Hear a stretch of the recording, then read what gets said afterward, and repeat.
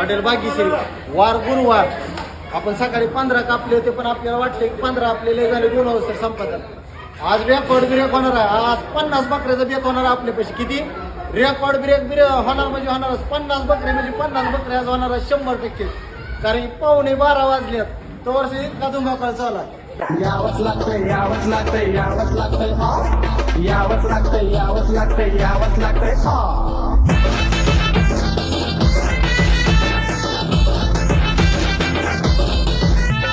नाच कशाला करतो आता सारी दुनिया बोलती, अरे नाच कशाला करतो आता सारी दुनिया बोलती.